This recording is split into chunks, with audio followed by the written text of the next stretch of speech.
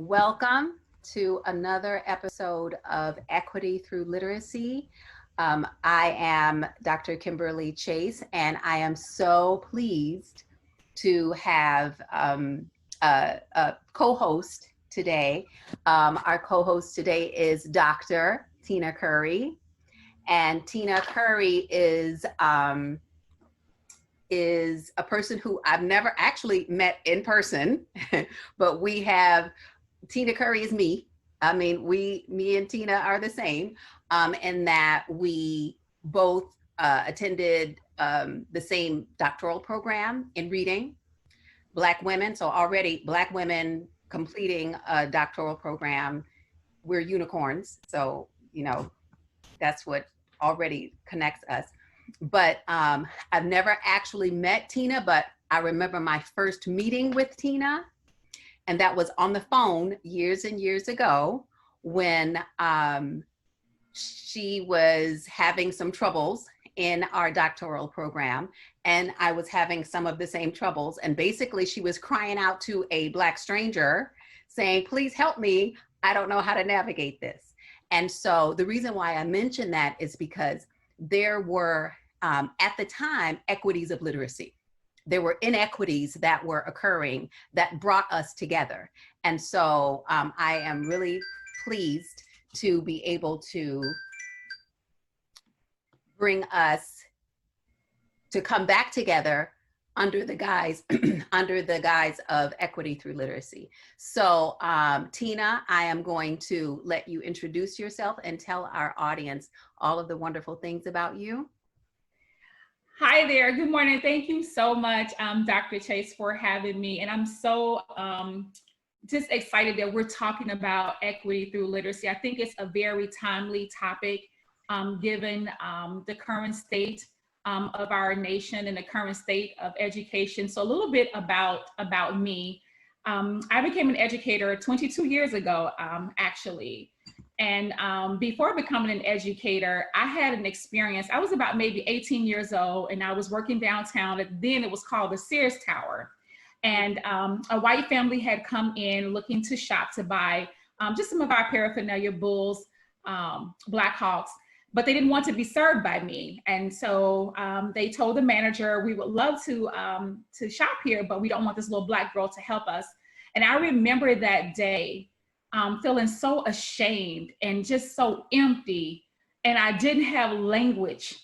I didn't have agency to speak up for myself. So my education had not helped me in that very critical moment in my life.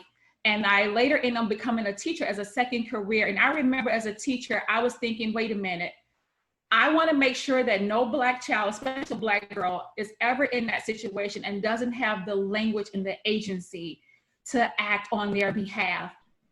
And so a few years after that, when I became an educator, one of the things that was really, really important to me is that I listened to my young people and that I gave them experiences where they could show up in advocacy for themselves in ways I couldn't that day, that they will always have the language and the agency to act on their behalf.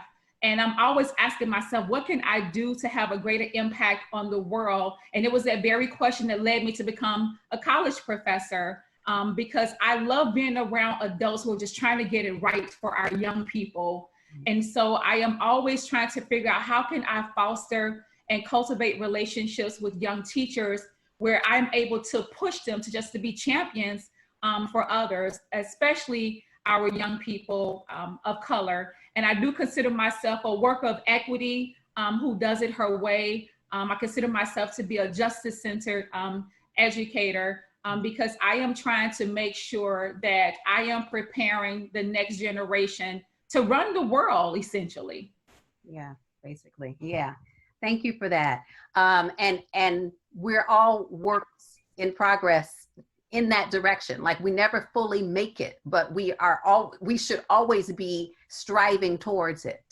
And so thank you so much for that story. And you hadn't told me that before, so that makes me feel sad. But it's not, I mean, that's all of our stories. Like, you know what I mean? Like something like impactful happens like that drives us towards this work. And then we say, never again, is this going to happen to anybody else? So there's always hopefully good that comes out of bad. So thank you for that story.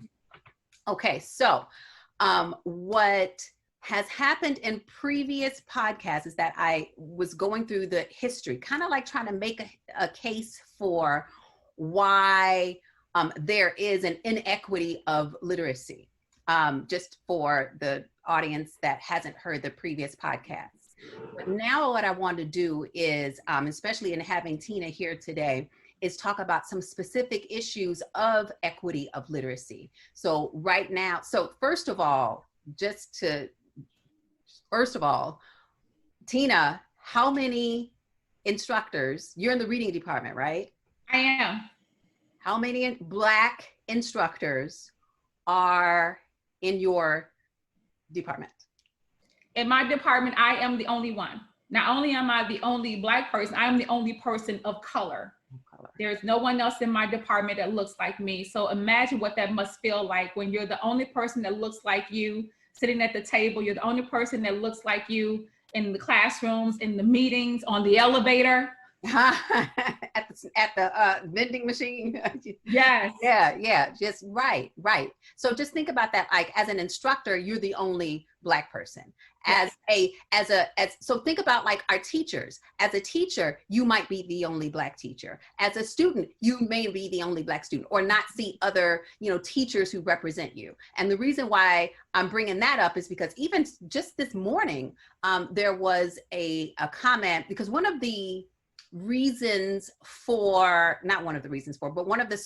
for equity of literacy, for improving or increasing access to literacy for Black children, is to have Black teachers. And just this morning, I had a teacher comment. I mean, and that's going to be a later podcast, but you have no idea how people blow up when you say Black children should have Black teachers. And so Dr. Curry, here being the only Black instructor, I mean, think about how that impacts her Black students. Like how many of them, that's why we need more Black literacy leadership. We need more Black literacy leadership, which is another podcast. And to be inspired by people who look like them, to strive to be these literacy leaders of, in schools and in districts and in buildings and even in the reading community. Like there's a lack of Black literacy leadership, and you're looking at two of them right now. And so Dr. Chase, you're right. And it's so important because when you don't look like us, you don't share our narrative. Mm-hmm. And so when I think about historically, Black Americans learned to read and write to protect themselves. They had to become educated to protect their land, to protect their families. Yes. And so when you don't share that narrative, you don't understand that being educated was a social political pursuit. Oh my God. For someone who looks like us. Yes. And when you don't bring that lens into your classroom, it really does alter how children experience learning. Because in my Blackness, I show up every day. I had a friend of mine say, Tina, you can't go into that high school as a Black woman doing white people pedagogy. He's like, you can't do that. Like you have to show up in your Blackness, and you have to prepare students to navigate and read the world that they're going to be living in a world that, it doesn't really cater to them. Right. And when I think about creating equity for children, it should be embedded in everything that we do. Equity shows up in every aspect of learning, right? But the biggest thing for teachers who are looking to take this journey with us, who are trying to figure out how can I create equity through literacy, it's in the choices that you make. Yes. It is in the choices that you make. When you think about the canon, right? When you are reading with students, it's like not even just how are you challenging it, but how are you broadening the canon, right? And so the canon was written by people who already feel a certain way about how they think people who look like me should be educated, right? Yes. And so for teachers who are looking to empower our youth, you have to use literature that intrigues them. Yes.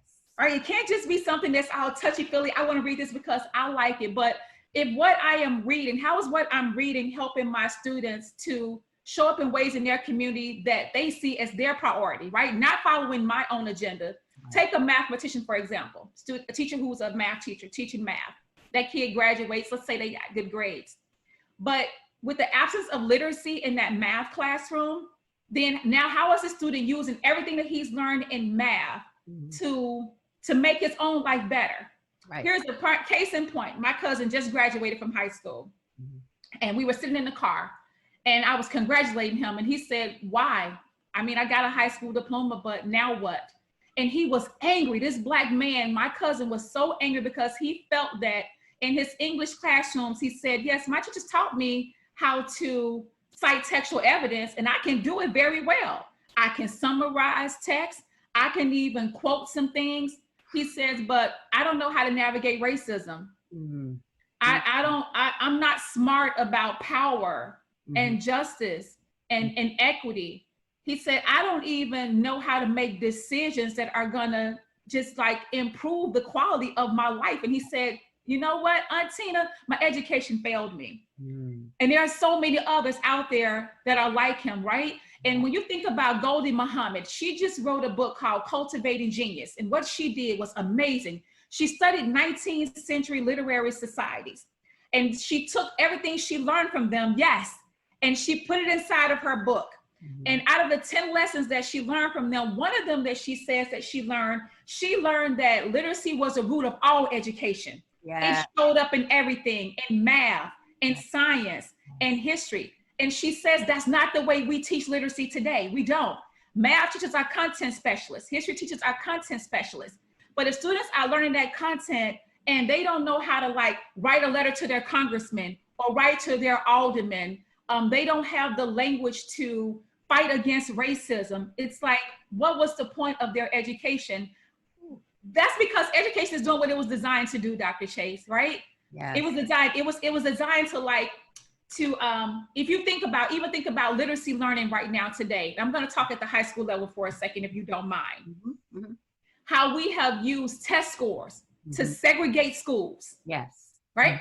So we use test scores to segregate students by their language deficiencies, IEPs, who's gonna be in gifted, who's gonna be in AP, who's gonna be in honors.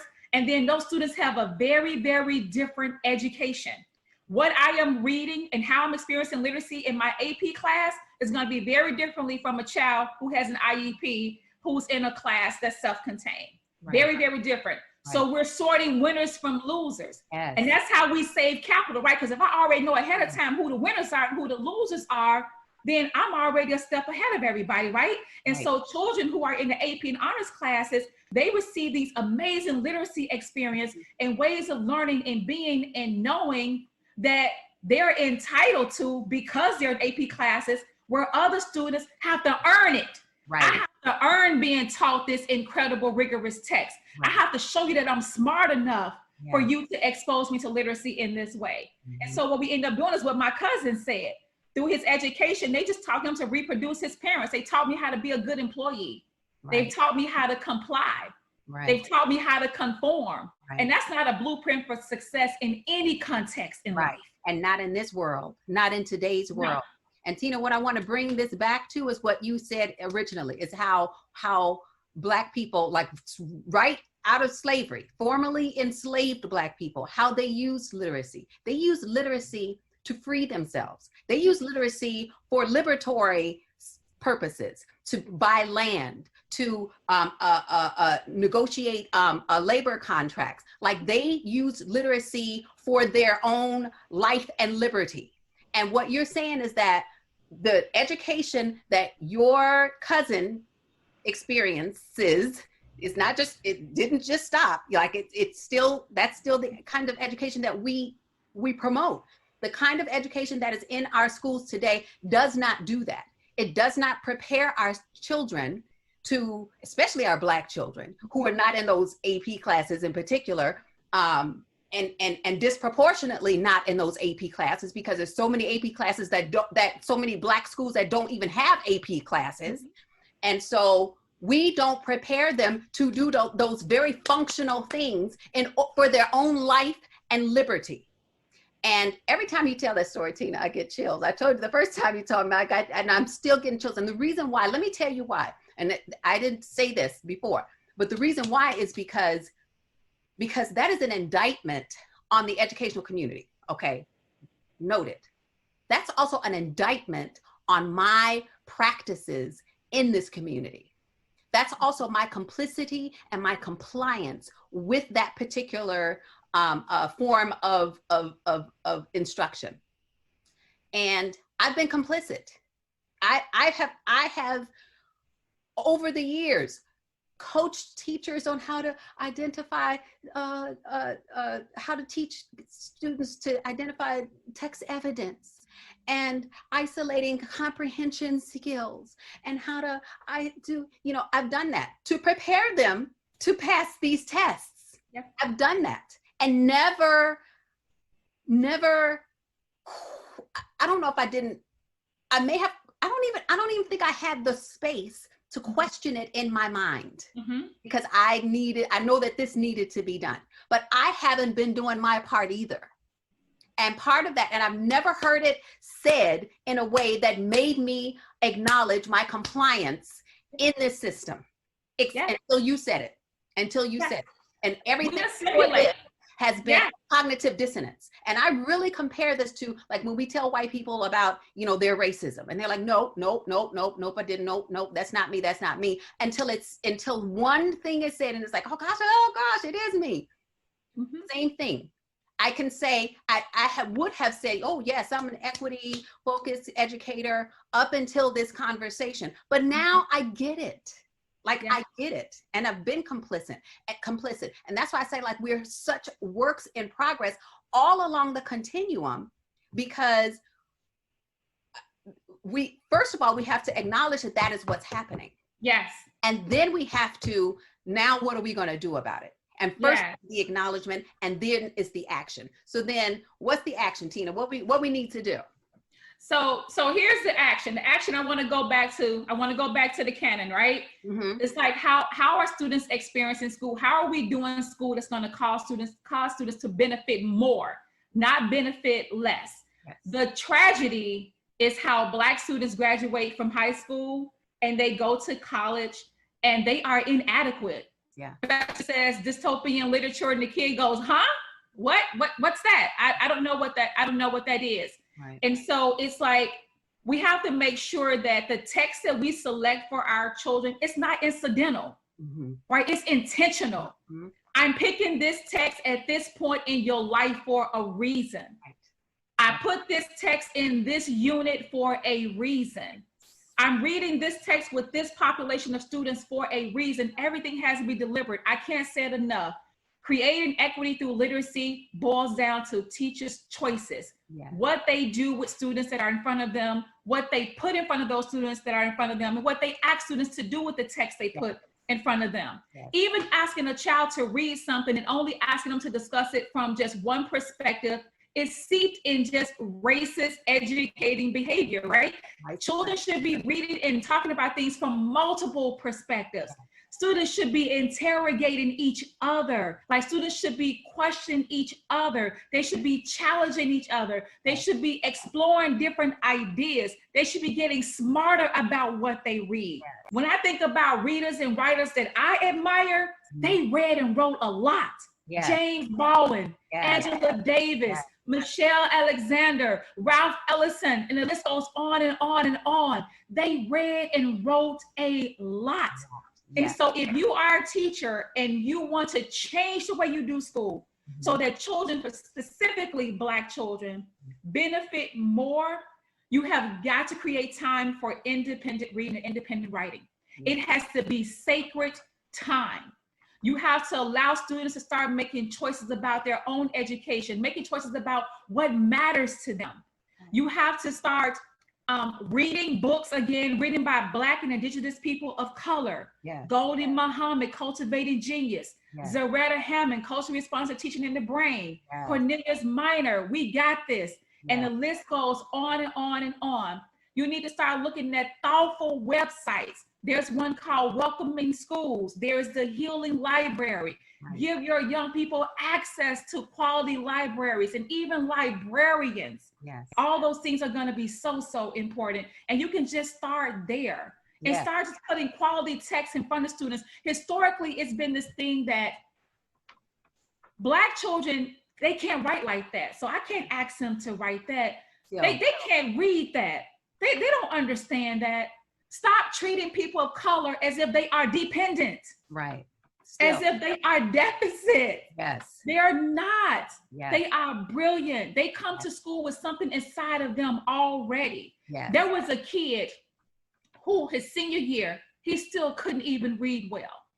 And his IQ score was so high, they could not write his IEP and said he had a learning disability. So they said it is his behavior that has prevented him from learning.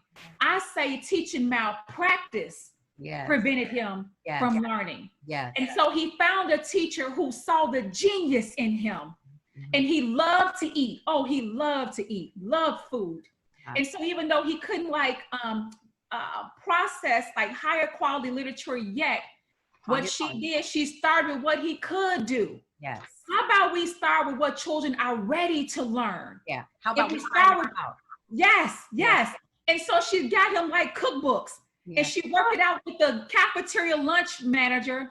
And he went in and he started reading these cookbooks and he started making things. And then he started thinking, wait a minute, there's diabetes in my family. I wonder if I could create a meal plan that will prolong the life of my mother who has diabetes, that will prolong the life of my uncle who has diabetes. And so here was this kid now using literacy education in ways we want them to.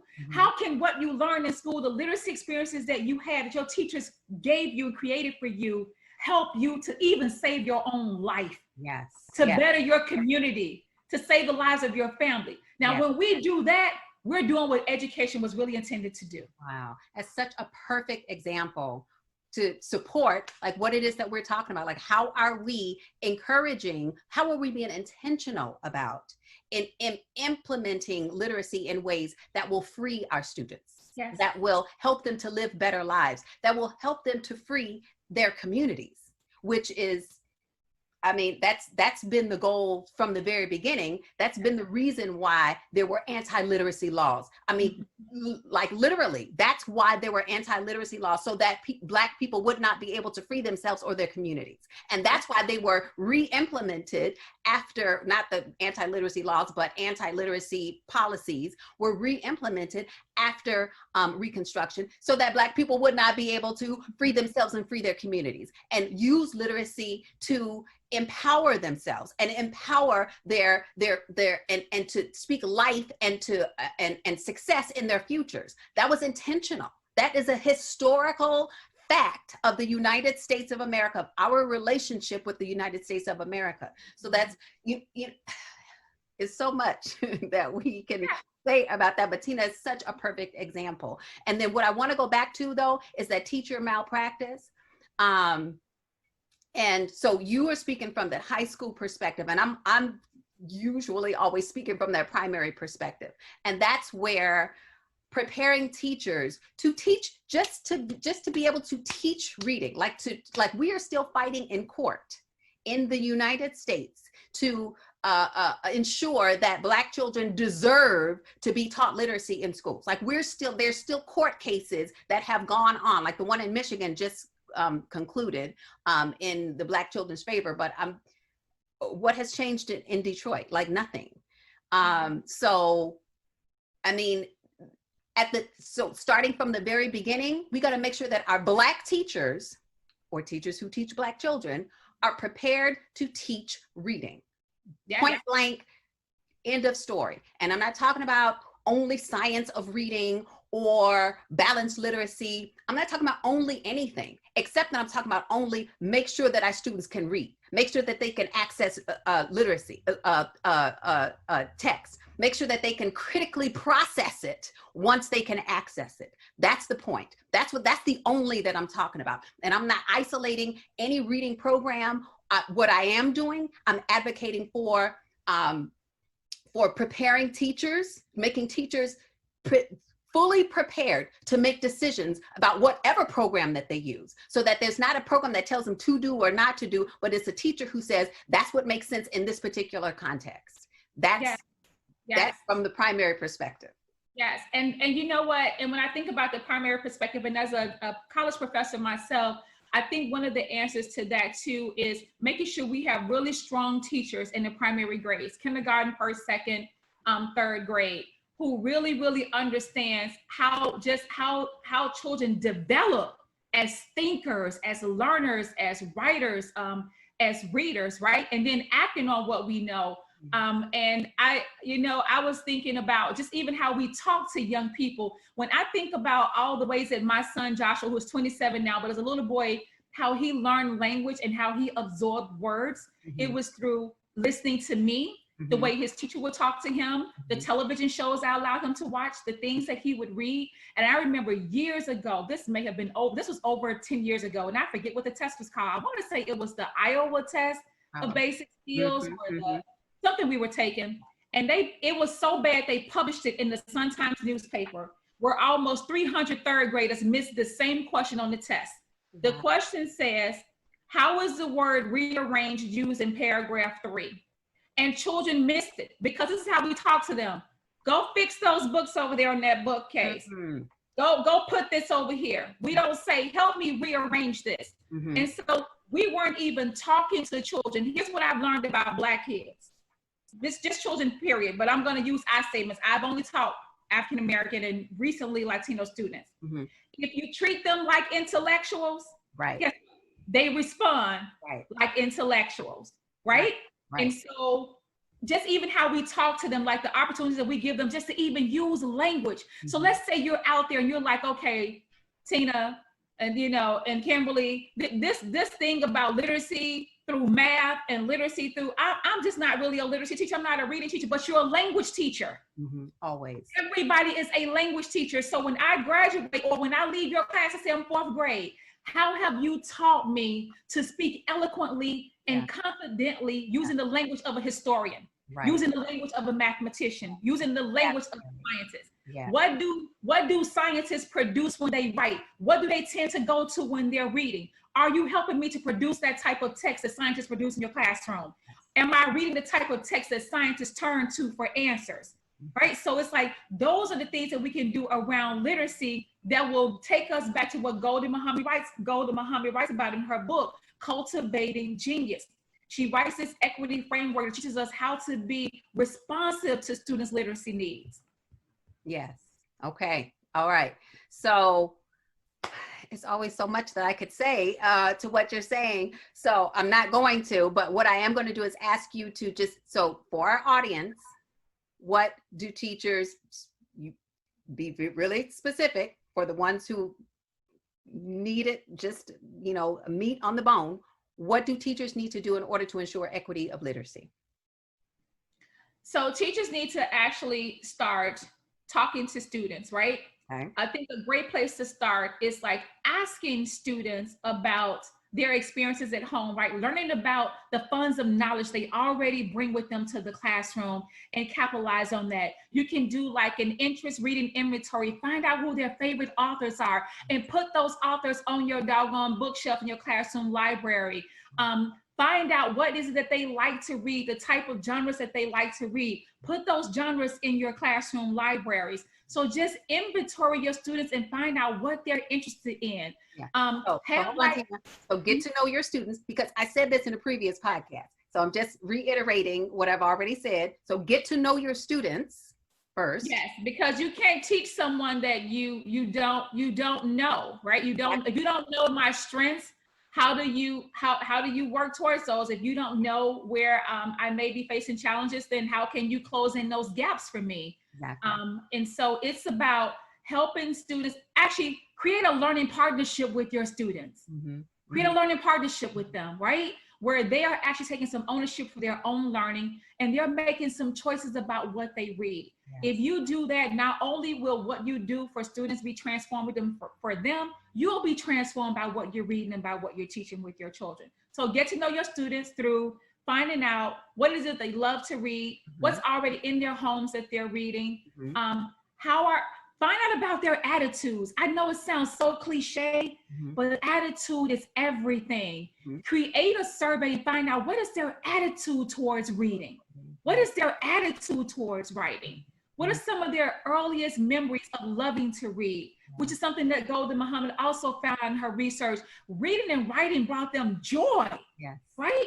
We return to what we find joy in. We return to things that make us happy. So if you can find a way to make students love learning in your classroom, then guess what? Students are going to continue learning outside of the classroom. Another thing I would say is create yourself a list of books that you're going to read, committed to read, that are written by Black and Indigenous people of color who are teaching us what it means to be Black in your classroom. They have taught us. There are so many of them. The list goes on and on and on. And right now, some of them are on the bestsellers list, again, given the current state of what's happening. And be a part of those book clubs, right? It's not enough to do this work in isolation. You need to be around other colleagues who are going to push your thinking, who are going to challenge you, who are going to ask you questions. You need to just learn with colleagues that are like-minded. Surround yourself with people who are trying to do this work too, right? And that's a great way to do that. And another thing I say is like, start looking at some of those like really meaningful websites, like Welcoming Schools, what is it called? The Healing Library. And tap into your librarians at your school. I remember a friend of mine saying that the library at her high school was a shortcut to class. And that broke my heart. She said, Tina, the library is just a shortcut to class. No one uses it. Librarians are not utilized. They're not seen as these contributing educators that can help us with our work. Yes, utilize the librarians in your school. And give children access to libraries. To books. Give them access to books. So once you know what they love, you know, maybe they don't have favorite authors, but they have favorite somethings. You know, it can be, you know, a favorite video game or whatever. And meet them where they are. But first, and I'm going to go back to something, I keep going back to my previous podcast, but first you have to believe that Black children can learn. You have to believe. And show them how. You have to believe that. And that starts here. Like that doesn't even go on out here. That starts here. So I really don't know. I don't know what to tell you, like how to figure that out. I don't know how to tell you to believe that. Tina, do you have any recommendations on how to help people to believe that Black children can learn? So that, you know what, that's a serious question. It's a loaded question, and it is a very, very important one. It really starts with doing the internal work. When we talk about like equity is not something that you do to children. Equity is the work you do with yourself. It starts with self-work. And if that self-work moves to systemic change, and systemic change moves to active change making, Cornelius Minor says it best, like you have to do the self-work first. Start like unpacking your life. Start thinking about how racism has informed who you are. Start acknowledging your bias, your prejudice. You have to acknowledge those things and just do the work. Like, you know, do the work that it takes. And I want to, Kim, I'm so sorry. I want to go back to something that you said about video games. See, we look at video games and we frown like, oh, please, students don't need to spend time in video games. But let's say you have a child who likes Pokemon, loves Pokemon, won't read anything, but he loves Pokemon. And let's say you just start there. I'm just going to start talking to this kid about Pokemon. Everything he knows about Pokemon, I'm going to let him teach me. We start talking about that. Then you find out, you know what, he is really into sports. He likes sports. So you let him read some things about sports. Then you say, you know what, have you ever heard this guy, Kaepernick, who took a knee? Can I share his story with you? Then the next thing you know, you're like, you know what? Can I read this book with you about the civil rights movement? Then next thing you know, you're like, can you read the autobiography of Malcolm X? And then before you know it, you started with just talking to him about Pokemon. And then now through these literacy experiences you've given him, he's reading the autobiography of Malcolm X. And through your relationship that you have intentionally built with this Black boy, now you can affect change in his life. Yes. Just through your questioning, just through your intentional actions after that questioning. Yes. But it starts with the belief. You have to believe that they can learn, and then just show them how. I don't remember who said the quote. I wish I could remember, but a historical figure said that some little Black boy may just discover the cure for cancer if you just let him.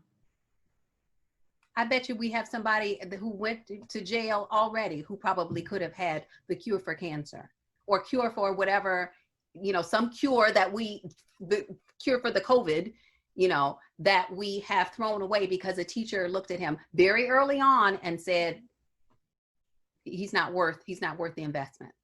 Yeah. He's not worth it. And students know that teachers believe those things about them. Students can read you very, very well.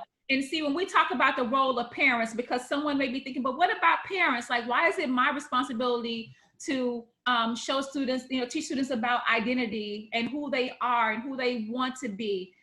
So at home, trust me, parents are teaching their students about racism. Right. At home, students know who they are. Their parents are teaching them the hope and beauty in their racial identity. Yeah. Where we mess up is that they come to school and I don't honor it. I don't honor the identity. I say, leave it at the door, check it at the door, because who you are does not align to the classroom culture I'm trying to create. Right. Your identity is like messing up this whole thing I have going on in my curriculum. So I don't come in here being who you are. I need you to be the student I want you to be. So I'm more comfortable in doing my job. Absolutely. And so we have to accept parents as partners with us, right? So we have to have a shared responsibility. Parents do their part and I do my part. And then kids will go from being mediocre to extraordinary human beings. Yes. And then can I add something here too also? That's where institutional racism also comes into, because parents can only teach what they know. Yes. None of us can teach what we don't know. And if this parent, a Black parent who has gone through the same educational institutions that the child is in now, and education been racist since it started. Yeah. So that is what that parent is having to contend with in trying to figure out ways to teach their own child a racial identity when they may not have it themselves. So when you talk about this is a partnership with parents, like teachers and parents being partners, sometimes that does require the teacher to do a little bit more because the teacher has a little bit more. Yeah. And so what I don't want to see on Facebook posts anymore is what parents need to do their part. They do need to do their part. And I think this is what has given me peace throughout the years. Everybody is doing the best they can. Teachers are doing the best they can. They teach what they know. They teach what they can. Mm-hmm. Parents are doing the best they can. They teach what they know and they are doing the best they can. And I think we have all come to that conclusion during the pandemic. Everybody's doing the best they can, and everybody has gotten an idea of what the other one has had to contend with. And so just start, with that positive, with positive intentions. Everybody's doing the best they can. How can I, who has more, do more? And I think teachers, that would help us to come to a yin and a yang. Maybe it might require a teacher to move a little bit further towards helping this child a little bit more, or even, establishing a relationship with the parent a little bit more, so that they will eventually allow that teacher to do more of the work, or learn from that teacher, because the teacher has, established a relationship with the positive intention, with thinking that the parent is doing the best that they can. Nobody wants their child to fail. Everybody sends their child to school they send them to school every single day with the best intentions. They send their pride and joy and put them in your hands every morning. Now, sometimes they're cussing them out on the way to school. They might be, they might be doing that, but that's the best they can do. They got cussed out on the way to school too. So yeah. Let's just, take back the judgment of teachers. I'm not saying this to you, Tina. I'm saying this to the audience, yeah. The judgment of parents and the judgment of teachers too. We're all doing the best that we can. So let's just have those, that positive thought towards all of the work that we're doing. Like it really should be all for our kids. Like we're all And time. parents said to me, a parent said, "You think I'm keeping my best child at home?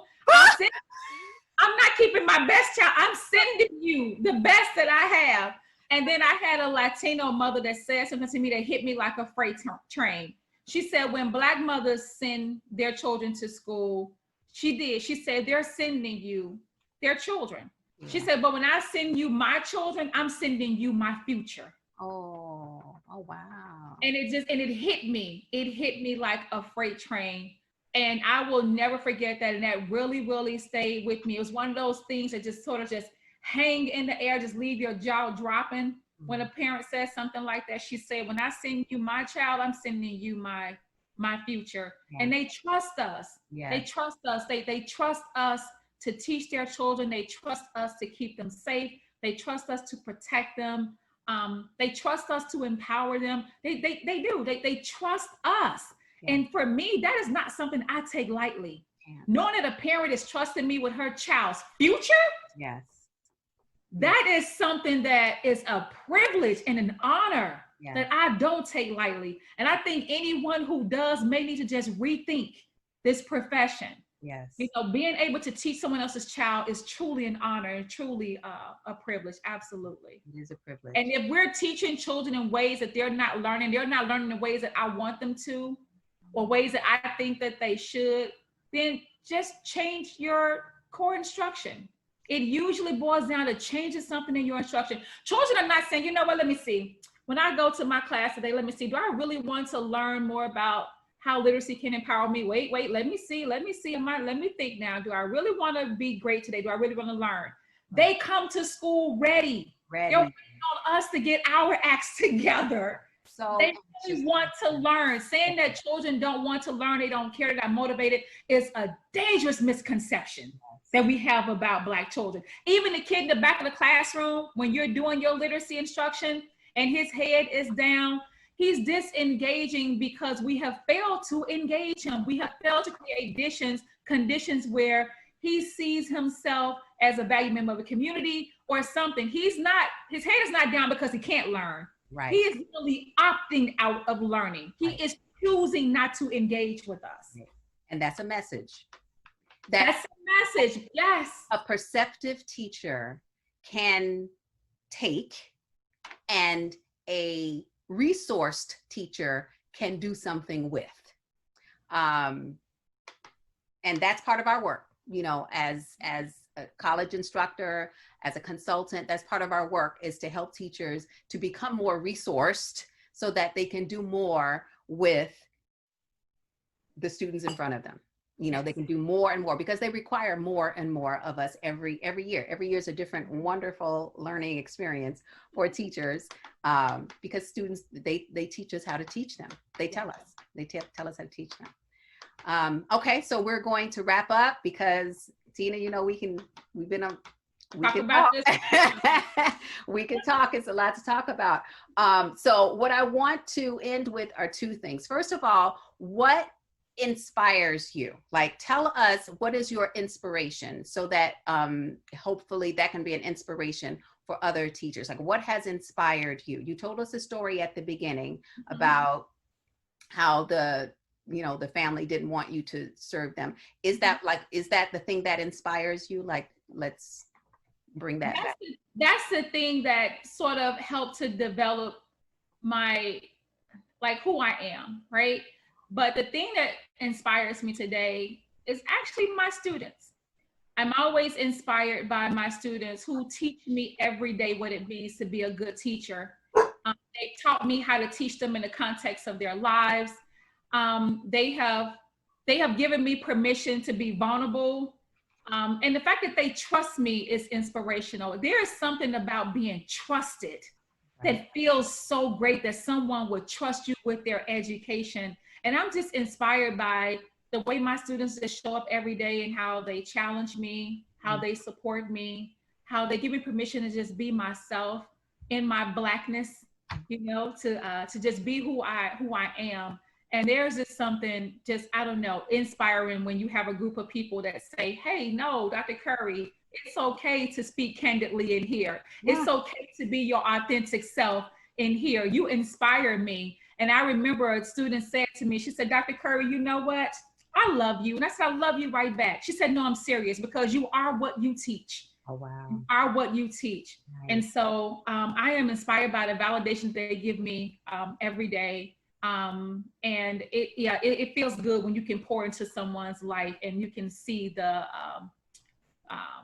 when you can see the fruits of your labor. Nice. It's an amazing thing. Nice, nice.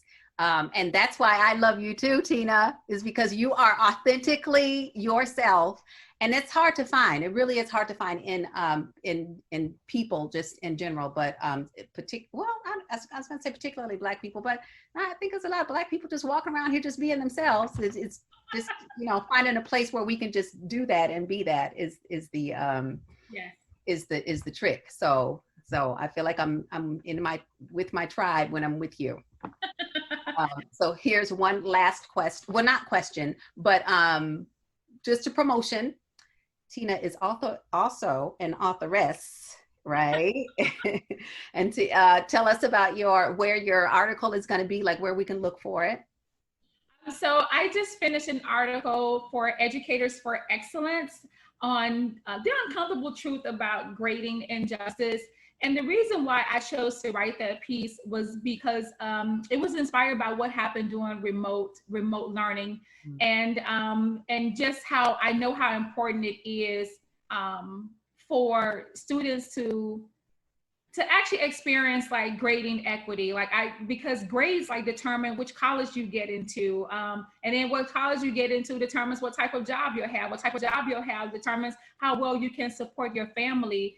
And so teachers really hold children's lives in their very hands when it comes to grades. And so I wanted to just start the conversation with educators about what does that mean for students when we grade for equity. And I am also co-writing a book with some other authors about racial inequity and what it means to be an interrupter, because that's really important, right? And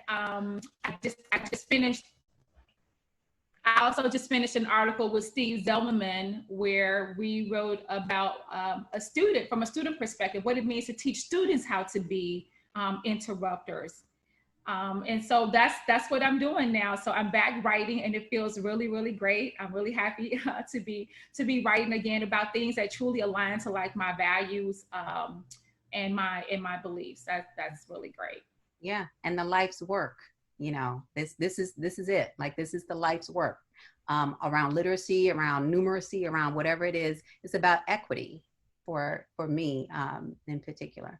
So Tina, and I also I haven't done this on previous podcasts, but my consulting company, Chase Literacy, I work with teachers and with principals on improving their capacity to teach reading, and with principals of their capacity to create literacy systems, effective literacy systems. So you can find me at chaseliteracy.com to come and look and see what we have to offer and what I can do for you. And with that, I think we will conclude. But I think we both strongly recommend Cultivating Genius. And I hope to get her on a future podcast. I'm going to, please, Ms. Muhammad, please. So just want to end with a thought, because we did leave you with something and talking to the audience, and that some of the work that you need to do in believing that Black children can learn, that's your work to do. So what I would like to leave you with is truly and honestly do some internal, do some introspection and think about, do you truly believe that Black children can learn on the same level or even at higher levels than white children? Do you truly believe that? And if you don't, what are you going to do about that? What are you going to do about that? Because if you don't believe that and you're teaching Black children, you're doing them harm. Period. So that's work for you. And we're done. Thank you so much, Tina. Been a pleasure. I look forward to working with you and talking to you with later and doing other things with you later. Absolutely. All right. Bye-bye. Bye-bye.